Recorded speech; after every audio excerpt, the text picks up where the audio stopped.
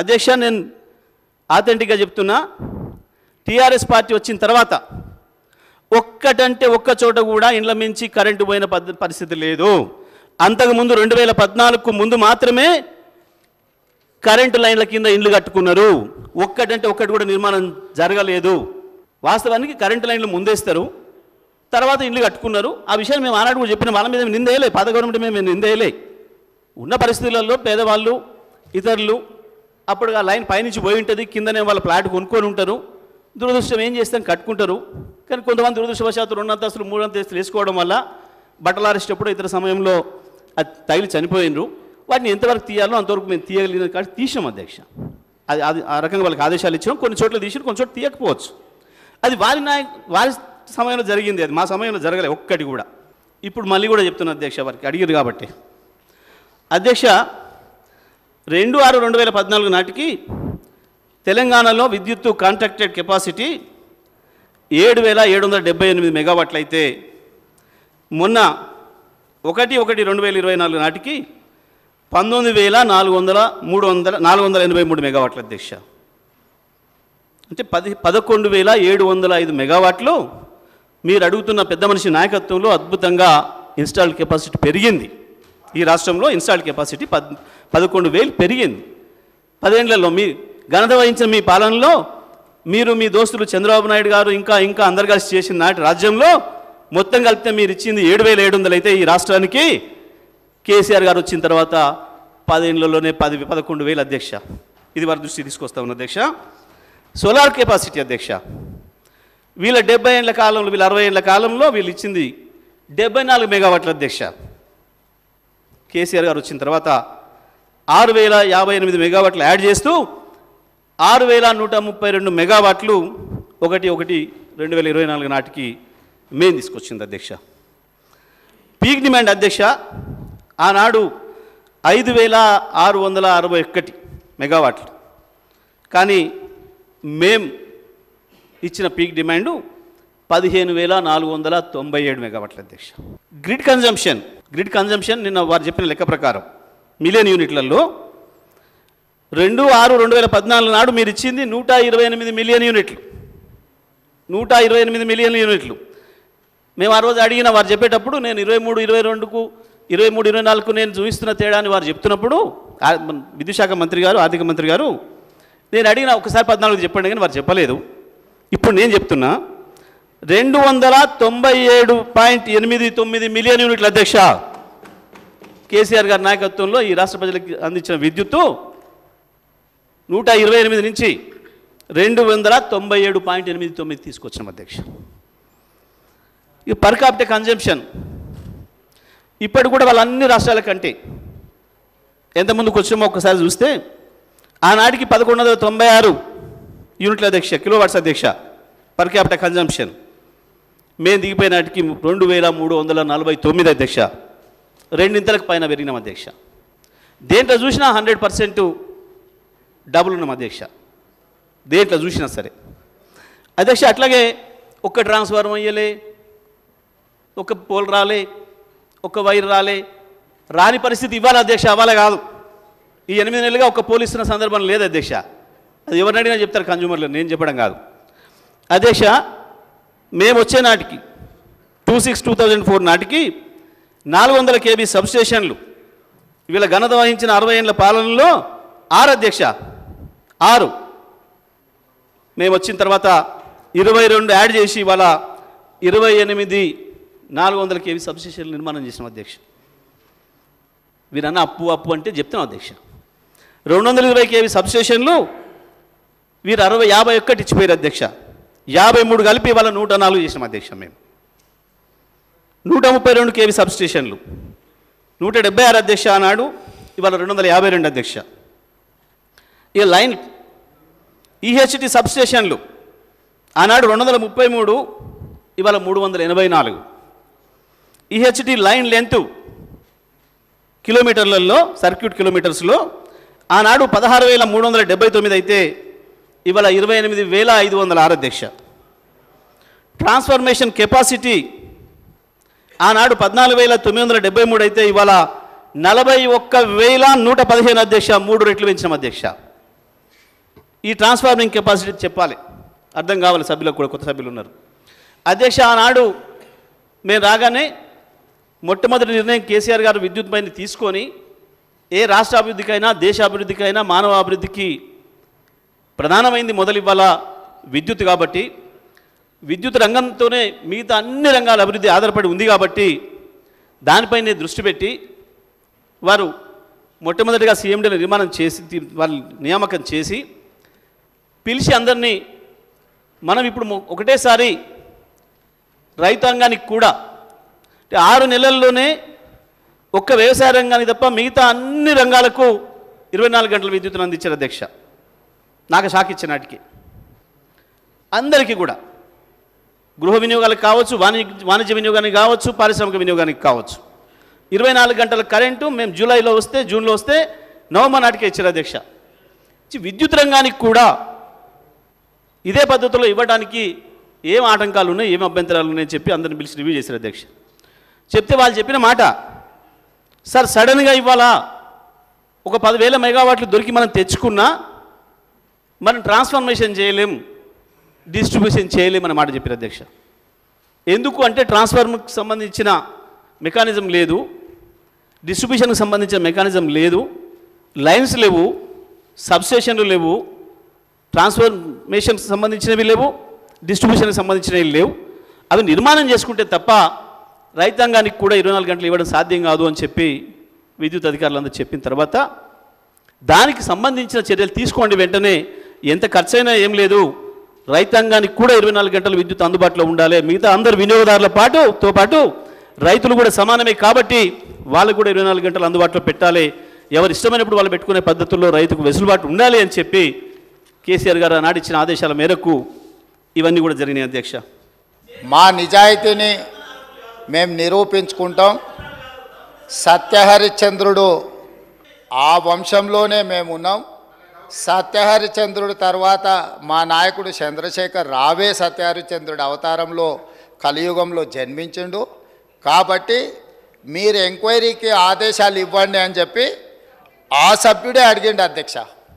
So వారు నిజాయితీని నిరూపించుకోవడానికి వారు సత్యహరిశ్చంద్రుడి వంశమని తెలంగాణ సమాజానికి అంతా చెప్పుకోవాలని వారు అడిగినప్పుడు వారిని ఎందుకు బాధ పెట్టాలని చెప్పి ఛత్తీస్గఢ్ నుంచి కొనుగోలు చేసిన 1000 మెగావాట్ల విద్యుత్ ఒప్పందము, యాదాద్రి 260x4 1040 మెగావాట్ల భద్రాద్రి పవర్ ప్రాజెక్టు నిర్మాణం సబ్ క్రిటికల్ టెక్నాలజీ తోటి, అదేవిధంగా యాదాద్రి 4000 మెగావాట్ల విద్యుత్ ఒప్పందం బిహెచ్ఎల్కి ఇచ్చిన దానికి సంబంధించి వారు అడిగితేనే ఇదే సభలో చర్చ జరిగితే తమరి అధ్యక్షతన రాష్ట్ర ప్రభుత్వం ఆమోదించింది. ఎప్పుడైతే మేము ఆమోదించి విచారణకు జ్యుడిషియల్ ఎంక్వైరీ కోసం చీఫ్ జస్టిస్ ఆఫ్ తెలంగాణకు లెటర్ రాస్తే సిట్టింగ్ జడ్జిలను కేటాయించలేం, రిటైర్డ్ జడ్జిలతో మీరు విచారణ చేసుకోండి అని కోర్టు నుంచి మాకు సమాచారం అందిన తర్వాత జస్టిస్ ఎల్ నరసింహారెడ్డి గారిని మేము నియమించినాం అధ్యక్ష. వారు విచారణ క్రొనలాజికల్గా చేసుకుంటూ సంబంధిత శాఖ మంత్రికి ఆనాడు, సంబంధిత ఆనాటి ముఖ్యమంత్రికి, మీరందరూ కూడా మీరు నిజాయితీ పరులు సత్యహరిశ్చంద్రులు అన్నారు కదా, కమిషన్ దగ్గరకు వచ్చి మీ వివరాలు ఇవ్వండి అని అడిగినారు అధ్యక్ష. అంటే ఒక కమిషన్ వేసిన తర్వాత కమిషన్ విచారణ చేసేటప్పుడు, కమిషన్ సమన్ చేసినప్పుడు బాధ్యత గల పౌరుడిగా ప్రజాప్రతినిధిగా అక్కడికి వెళ్ళి తమ వాదనను, ఇక్కడ ఏదైతే వాదన వినిపించాలనుకున్నారో ఆ విచారణ కమిషన్ ముందర వెళ్ళి వీరు వాదన వినిపించి ఉంటే నిజంగానే వాళ్ళ నిజాయితీ అంతా బయటకు వచ్చి ఉండేది కదా అధ్యక్ష. అక్కడికి వెళ్ళకుండా ఆ కమిషనే వద్దు, ఆ వ్యక్తే వద్దు, ఇవన్నీ వద్దని వాళ్ళే కోర్టుకు వెళ్ళిండ్రు. హైకోర్టు వాళ్ళ వాదనను తిరస్కరించింది. సుప్రీంకోర్టుకు వెళ్ళిండ్రు. సుప్రీంకోర్టు ఏమన్నది, విచారణ కొనసాగించాల్సిందే, విచారణని మీరు క్వాష్ చేయమని అడిగిన అది కుదరదు, కాకపోతే మీకు అభ్యంతరం వల్ల ఆ కమిషన్ చైర్మన్గా వ్యవహరిస్తున్న వ్యక్తి పట్ల మీకు ఏమైనా అభ్యంతరాలు ఉంటే వ్యక్తిని మారుస్తున్నాము అని చెప్పి సుప్రీంకోర్టు మార్చడానికి ప్రభుత్వాన్ని కూడా అడిగింది. మీ ఆలోచన ఏందని? మాకేం ఆలోచన లేదు, ఏ వ్యక్తిని వేసినా సరే విచారణ జరగాలన్నదే ప్రభుత్వం ఆలోచన. ఖచ్చితంగా మా కోర్టు అడిగితే మేము మంచిది మారుస్తాము అని చెప్పి ఒప్పుకున్నాము. వారు కోరుకుంటున్నారు కాబట్టి ఈరోజు సాయంత్రానికల్లా ఎవరిని వేయాలో ఆ విచారణ కమిషన్కు కొత్త చైర్మన్ కూడా ఈరోజు సాయంత్రం నియమిస్తాం అధ్యక్ష. ఇక రెండవ పాయింట్, వాళ్ళేదో తెలంగాణకు విద్యుత్ వెలుగులు తెచ్చినట్టు, తద్వారా తెలంగాణ అంతా దగదగ మెరిసిపోతున్నట్టు ఇంకెంతకాలం ఊదరగొడతారు అధ్యక్ష. ఈ తెలంగాణ రాష్ట్రం ఉమ్మడి రాష్ట్రంలో హైదరాబాద్ నగరంలో పెట్టుబడులు తీసుకురావాలని, ఈ పెట్టుబడుల ద్వారా ఈ ఆనాటి ఉమ్మడి రాష్ట్రానికి ఆదాయం పెరగాలని చంద్రబాబు నాయుడు గారు ముఖ్యమంత్రిగా ఉన్నప్పుడు 24 గంటల విద్యుత్తు ఇవ్వాలి ఈ ప్రాంతంలో అని ఒక నిర్ణయం తీసుకున్నారు. డాక్టర్ వైఎస్ రాజశేఖర రెడ్డి గారు వచ్చిన తర్వాత దాన్ని ఇంకా విస్తరించి ఐటీ కంపెనీలకు కానీ హైదరాబాద్ నగరానికి కానీ ఒక్క క్షణం కూడా విద్యుత్ కోతలు ఉండడానికి వీల్లేదు అని ఆనాడు తీసుకున్న నిర్ణయాల వల్ల నిరంతర విద్యుత్తు సరఫరా జరగడం వల్ల ఐటీ కంపెనీలు, ఫార్మా కంపెనీలు, hotel industry, food industry, sports అన్నీ నగరానికి వచ్చి ఈ నగరంలో ఒక అంతర్జాతీయ ఎయిర్పోర్టు, ఒక ఔటర్ రింగ్ రోడ్డు, హైటెక్ సిటీలు రావడం వల్ల హైదరాబాద్ నగరం విశ్వనగరంగా అవతరించి ఈనాడు తెలంగాణ రాష్ట్రానికి వస్తున్న ఆదాయంలో అత్యధిక భాగము ఆనాడు కాంగ్రెస్ పార్టీ యూపీఏ 1, యూపీఏ 2లో తీసుకున్న నిర్ణయాల వల్ల ఈ నగరానికి ఆదాయం పెరిగింది. కానీ రాష్ట్ర విభజన జరిగినప్పుడు విభజన నియమావళి ప్రకారం ఆస్తులు, అప్పులు జనాభా దామాషా ప్రకారం పంచుకోవడానికి చట్టంలో అవకాశం ఉంది అధ్యక్ష. దాని ప్రకారమే 42% జనాభా ఉన్న తెలంగాణకు 42% అప్పులు, అదేవిధంగా 58% జనాభా ఉన్న ఆంధ్రప్రదేశ్కి 58% అప్పులు, ఆస్తులు, పంపకాలు జరిగినాయి. కానీ విద్యుత్తులో మధ్యప్రదేశ్ విడిపోయినప్పుడు, జార్ఖండ్ మధ్యప్రదేశ్ నుంచి విడిపోయినప్పుడు, బీహార్ మధ్యప్రదేశ్ నుంచి కొంత ప్రాంతం విడిపోయినప్పుడు స్పష్టంగా ఛత్తీస్గఢ్, జార్ఖండ్ ఇవన్నీ రాష్ట్రాలు ఏర్పడినప్పుడు ఒక సమస్యను ఎదుర్కొన్నారు. ఆనాడు దిగ్విజయ్ సింగ్ గారు ముఖ్యమంత్రిగా ఉన్నప్పుడు చట్టంలో ఉన్న అంశం ఏంటంటే విద్యుత్తు ప్రాజెక్టులు ఏ ప్రాంతంలో విద్యుత్తు ఉత్పత్తి చేసే సామర్థ్యం ఉన్నదో అవి ఆ ప్రాంతానికే ఇచ్చేసే విధానం ఉంది చట్టంలో. తద్వారా ఆనాడు మధ్యప్రదేశ్ సీరియస్ పవర్ క్రైసిస్ని ఎదుర్కొన్నది. ఉత్పత్తి చేసేటివేమో కొత్తగా ఏర్పడ్డ రాష్ట్రానికి వెళ్ళిపోయినాయి. వినియోగం మొత్తం మధ్యప్రదేశ్లో ఉండడం వల్ల చాలా తీవ్రమైన విద్యుత్తు సంక్షోభాన్ని ఎదుర్కొన్నది. అదే సందర్భంలో ఉమ్మడి రాష్ట్రంలో కిరణ్ కుమార్ రెడ్డి గారు కట్టెపుల్ల పట్టుకొని మొత్తం ఇవన్నీ చెప్పిండు, విడిపోతే తెలంగాణ చీకటి అయిపోతుంది, ఎందుకంటే నియమావళి ఇట్లు ఉన్నది కాబట్టి ఇది అటు పోతుందని. అప్పుడు తక్షణమే తెలంగాణ ప్రాంతం నుంచి పార్లమెంట్ సభ్యులు ఇక్కడనే ఉన్నారు, పొన్నం ప్రభాకర్ గారు, రాజగోపాల్ రెడ్డి గారు, అదేవిధంగా వివేక్ గారు, వీళ్ళందరూ కలిసి నిజంగానే ఈ విధానం వల్ల తెలంగాణకు నష్టం జరుగుతుంది, ఈ ఉత్పత్తి చేసే సామర్థ్యం అంతా ఆంధ్రప్రదేశ్లో ఎక్కువ ఉంది, తెలంగాణలో తక్కువ ఉంది, అందుకే తెలంగాణ ఉద్యమం వచ్చింది కాబట్టి ఈ విధానంతో ముందుకు వెళ్తే తెలంగాణకు నిజంగానే చీకటి రోజులు వస్తాయి, దీన్ని సరిదిద్దాలి అని చెప్పి వీళ్ళందరూ కలిసి ఆనాడు కేంద్ర మంత్రి జైపాల్ రెడ్డి గారి దగ్గర వెళ్ళి కూర్చున్నారు అధ్యక్ష. జైపాల్ రెడ్డి గారు అప్పుడు అందరితో చర్చించి తెలంగాణలో విద్యుత్ రంగ నిపుణులతో మాట్లాడి ఏం చేస్తే బాగుంటుంది అని అంటే ఒక సవరణ తీసుకురావాలి. ఏంది? ఉత్పత్తి ప్రాతిపదికన విభజన జరగకూడదు, వినియోగం ప్రాతిపదికన విభజన జరిగినప్పుడు ఉమ్మడి రాష్ట్రంలో తెలంగాణ ప్రాంతానికి అత్యధికంగా ఏదైతే విద్యుత్ వినియోగం జరుగుతున్నదో వినియోగ ప్రాతిపదికన మనకు విభజన జరిగితే తెలంగాణకి ఎలాంటి ఇబ్బంది ఉండదు అని చెబితే హుటాహుటిన జైపాల్ రెడ్డి గారు సోనియా గాంధీ గారి దగ్గరికి, మన్మోహన్ సింగ్ గారి దగ్గరికి వెళ్ళి హైదరాబాద్తో కూడుకున్న తెలంగాణ రాష్ట్రం ఇచ్చిన మనం తెలంగాణకు విద్యుత్తు ఒకవేళ కొరత ఏర్పడితే తెలంగాణ రాష్ట్రం అభివృద్ధి కుంటుపడుతుంది, కుప్పగూలుతుంది అని చెప్పి జైపాల్ రెడ్డి గారు వెళ్ళి కన్విన్స్ చేసి రాష్ట్రం ఏర్పడ్డ తర్వాత స్పీకింగ్ ఆర్డర్ ఇప్పించింది అధ్యక్ష. విభజన చట్టంలో లేని, రాజ్యాంగంలో లేని ప్రత్యేకమైన మినహాయింపు ఒక్క తెలంగాణ రాష్ట్రానికి ఆనాడు ఇక్కడ ఉన్న ఎమ్మెల్యేలు ఆనాడు ఎంపీలుగా పోయి జైపాల్ రెడ్డి గారితో మాట్లాడితే జైపాల్ రెడ్డి గారు కేంద్ర మంత్రిగా ప్రధానమంత్రి మన్మోహన్ సింగ్ గారిని, యూపీఏ చైర్పర్సన్ సోనియా గాంధీ గారిని ఒప్పించి వినియోగం ప్రాతిపదికన 53.46% అంటే దాదాపుగా 54% తెలంగాణ రాష్ట్రానికి, 46% ఆంధ్రప్రదేశ్ రాష్ట్రానికి. వాస్తవంగా ఉత్పత్తి సామర్థ్యం ప్రకారం చూసుకుంటే 36% తెలంగాణలో ఉండే, 64% ఆంధ్రప్రదేశ్లో ఉండే. విభజన చట్టం ప్రకారం తెలంగాణకు 36% వచ్చే విధంగా, ఆంధ్రప్రదేశ్కి 64% వచ్చే విధంగా ఉంటే జైపాల్ రెడ్డి గారు తీవ్రమైన కృషి చేసి తెలంగాణ రాష్ట్రానికి 53.46% ఇప్పించి కేంద్ర ప్రభుత్వం నుంచి ఆదేశాలు ఇప్పించి ఆనాడు తెలంగాణ రాష్ట్రాన్ని చీకట్ల నుంచి కాపాడింది అధ్యక్ష. ఇక్కడ కూర్చున్నోళ్ళు పొంకనాలు కొడుతున్నోళ్ళు ఎవడేం చేయలే. అదేవిధంగా ఆనాడు నేను తెలుగుదేశంలో ఉన్న ఎమ్మెల్యేగా ఇదే సభలో ఇక్కడనే చంద్రశేఖరరావు గారు ముఖ్యమంత్రిగా ఉంటే అక్కడ ప్రతిపక్ష నాయకుడిగా విద్యుత్తు మీద చర్చ జరిగింది.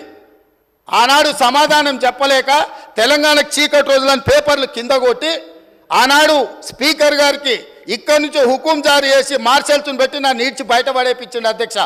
రికార్డులు తీయండి. 2014-15 సందర్భంగా ఆనాడు ఇదే సభలో జరిగిన చర్చలో చంద్రశేఖరరావు గారు ఏ విధంగా సభను తప్పుదో పట్టిస్తుండు, ఏ విధంగా ప్రజల్ని మభ్యపెడుతుండు, ఏ రకంగా కాంగ్రెస్ పార్టీ ఆ రోజు నేను తెలుగుదేశంలో ఉన్నా నేను స్పష్టంగా చెప్పిన ఆ రోజు రికార్డులు తీయండి అధ్యక్ష, మీరు సభను వాయిదా వేయండి, అవసరమైతే రికార్డులు తీద్దాం.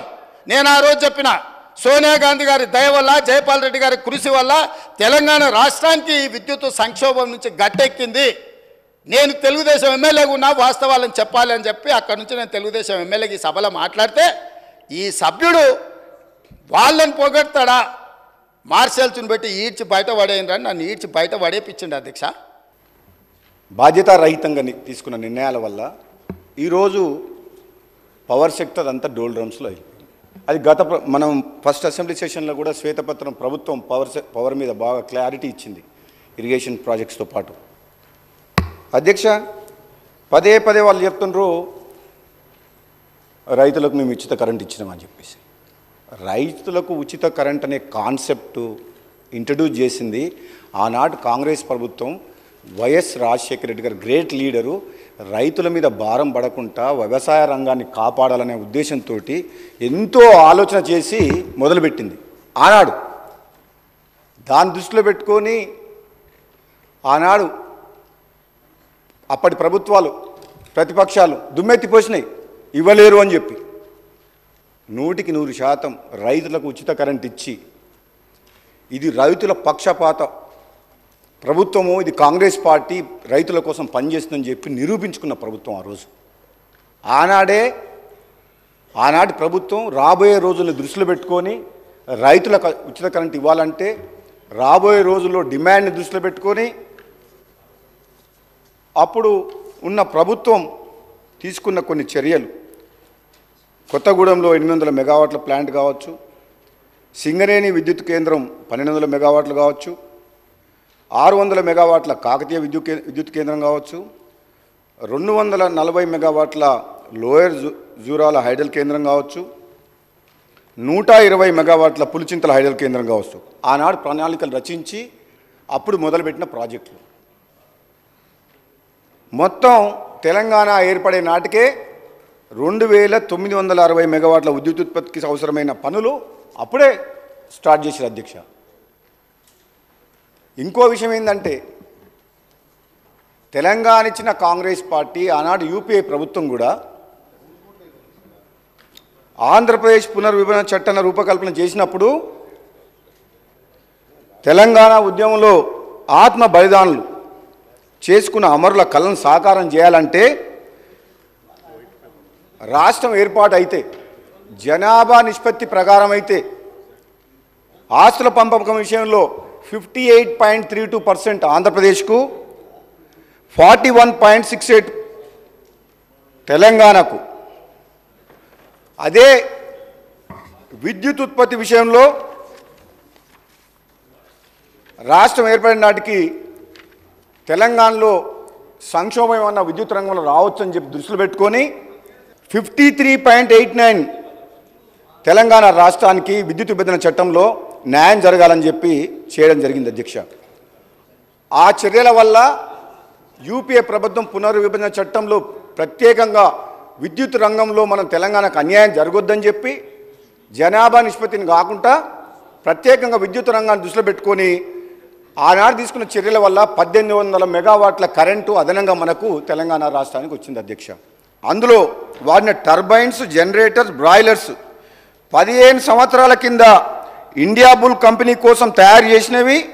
ఆ కంపెనీ మూతపడడం వల్ల కాలం చెల్లిన వాటిని వినియోగించడం వల్ల ఎటువంటి సమస్యలు వచ్చినాయంటే అధ్యక్ష, ఈ మధ్యన నేను ఒక రిపోర్ట్ చదివిన, సంబంధిత చీఫ్ ఇంజనీర్ గారు ఆ ప్లాంట్ హెడ్ పై అధికారులకు రాసిన లేఖలో 4 యూనిట్లు ఉంటే 270 megawatts into 4 units 1080 megawatts power ప్లాంట్లో ఎప్పుడు ఏదో ఒక యూనిట్ తరచుగా షట్ డౌన్ అవుతుంది. బికాస్ అవుట్డేటెడ్ టెక్నాలజీ వాడినరు. మళ్ళీ లేటెస్ట్ టెక్నాలజీ అవైలబుల్ ఉంది, 1000 కోట్లు ఖర్చు పెట్టిండ్రు, ప్రాజెక్ట్ కాస్ట్ పెరిగింది. అయినా కానీ ఈరోజు అది ఎట్లంటే ఇప్పుడు 2 సంవత్సరాల కింద స్టార్ట్ అయిన ప్లాంట్ అది. ఆ సి గారి రిపోర్ట్లో ఏం రాసిందంటే ఇది 2 years ఓల్డ్ ప్లాంట్ లాగా పనిచేయట్లేదు, 10 to 15 years కింద కన్స్ట్రక్షన్ చేసిన ప్లాంట్ లాగా బిహేవ్ చేస్తుంది. అంటే ఎప్పుడు ఏదో ఒక ప్రాబ్లం వస్తుంది, మెయింటెనెన్స్ ప్రాబ్లం అని చెప్పి చాలా క్లియర్గా అఫీషియల్గా పేపర్ మీద లెటర్ ఇచ్చిన అధ్యక్ష. అంటే ఎంత బాధ్యతారహితంగా తీసుకున్న నిర్ణయాల వల్ల ఎన్ని వేల కోట్ల అధ్యక్ష, అది 7,290 కోట్ల ప్రాజెక్టు క్యాపిటల్ కాస్ట్, అది 10,616 కోట్లకు పెరిగింది, 43% ఇంక్రీజ్ అయింది. అంటే డబ్బులు వృధా చేసిండ్రు. పోనీ డబ్బులు పెడితే ఎక్కువ, ప్రజల సొమ్ము అసలు వృధా చేయకూడదు, ప్రతి రూపాయి ఆలోచించి ఖర్చు పెట్టాలి అధ్యక్ష. మన సొంత కుటుంబం అయితే మనకున్న బడ్జెట్లో మన ఫ్యామిలీని ప్రతి పైసా ఆలోచించి ఏ విధంగా ముందు పోతాం అధ్యక్ష. ఈ తెలంగాణ రాష్ట్ర ముఖ్యమంత్రి ఆనాటి ప్రభుత్వము ఈ ప్రయాసొమ్ముని కష్టపడి 1000 మంది యువకులు ఆత్మ బలిదానం చేసుకున్న తెలంగాణలో ఎంత బాధ్యతారహితంగా నిర్ణయాలు తీసుకోవాలి అధ్యక్ష. ఈ రాష్ట్ర ప్రయోజనాల కోసం ప్రతి పైసా కాపాడాల్సిన ప్రభుత్వ సొమ్ముతోటి విచ్చలవిడిగా నామినేషన్ బేసిస్లో వర్కులు ఇచ్చింది బిహెచ్ఎల్కు, ఇచ్చేసి ఎక్కువ రేట్లకు, అది ప్రభుత్వ సంస్థ అంటారు. తద్వారా బిహెచ్ఎల్ ద్వారా వాళ్ళు అనుకున్న మనుషులకు ఎక్కువ రేట్లకు సబ్ కాంట్రాక్ట్లు ఇచ్చింది. బిహెచ్ఎల్ వర్క్ కాక బ్యాలెన్స్ వర్క్స్ని జెన్కో ద్వారా కూడా ట్రాన్స్పరెంట్ పారదర్శకత లేకుండా, టెండర్ సిస్టమ్ ప్రాసెస్ ఫాలో కాకుండా ఇష్టమున్న వ్యక్తులకు ఇష్టమున్న రేట్లకు ఇచ్చేసి అడ్డగోలుగా వ్యవహారం చేసింది అధ్యక్ష. మరి మాట్లాడొద్దనంటే మేము మంచి పనులు చేయాలని ఉన్నాం, ముందుకు పోవాలని ఉన్నాం కన్స్ట్రక్టివ్ థింకింగ్ తోటి. మేము ఇటువంటి పోయే ప్రక్రియలో భాగంగా గత ప్రభుత్వం చేసిన నిర్వాహకాన్ని కూడా ఎక్కడెక్కడ మిస్టేక్ జరిగినాయి, ఎందుకు జరిగినాయి, హ్యూమన్ ఎర్రర్ ఎక్కడ, కావాలని స్వార్థపూరిత రాజకీయాల కోసమో స్వార్థం కోసమో సెల్ఫిష్ ఇంట్రెస్ట్ల కోసం చేసిన తప్పుల్ని ఈ తెలంగాణ సమాజానికి ప్రజలకు మీ ద్వారా తెలియజేయాల్సిన అవసరం మాకుంది అధ్యక్ష. ఇప్పుడు గొంతులో వెలక్కాయ పడ్డట్టు కక్కలేక మింగలేక వాళ్ళు ఏం చేయాలనో దిక్కు తెలవక ఈరోజు ఉన్నారు అధ్యక్ష. Point number 1. పాయింట్ నెంబర్ 2, వారు మేము బిహెచ్ఎల్కి ఇచ్చినాం, మేము అద్భుతాలు చేసినాం, దానివల్ల రాష్ట్రానికి ఎంతో ప్రయోజనం జరిగింది, లేకపోతే కేంద్ర ప్రభుత్వం 50% ఉత్పత్తి చేయమని అన్నది, కాబట్టి సూపర్ క్రిటికల్కు సబ్ క్రిటికల్కు పెద్ద తేడా లేదని వారు ఉపన్యాసాలు చెప్తున్నారు అధ్యక్ష. నేను మీ దృష్టికి తీసుకురావాల్సింది ఒకటే అధ్యక్ష, భద్రాద్రి పవర్ ప్లాంటు 2015లో వీళ్ళు ఒప్పందం చేశారు అధ్యక్ష, 7,290 కోట్ల 60 లక్షలకు అధ్యక్ష. వీళ్ళు ఏంది 2015లో ఇచ్చేసి 2017లో పూర్తి చేస్తారు, 2 సంవత్సరాలని చెప్పి ఒప్పందం చేశారు అధ్యక్ష. ఇది ఎప్పుడు పూర్తి అయింది అధ్యక్ష? ఎందుకు చెప్పారు? ఇది అత్యవసరం ఉంది కాబట్టి సబ్ క్రిటికల్ టెక్నాలజీతో ముందుకు పోతాం, రెడీగా ఎక్విప్మెంట్ ఉన్నది, మేము అందుకోసం సబ్ క్రిటికల్ టెక్నాలజీకి వెళ్తున్నామని చెప్పి సభలో చెప్పడమే కాకుండా కేంద్ర ప్రభుత్వానికి చెప్పి కాంట్రాక్ట్ ఇచ్చేసారు, ఇండియా బుల్స్కు బెయిల్అవుట్ చేశారు.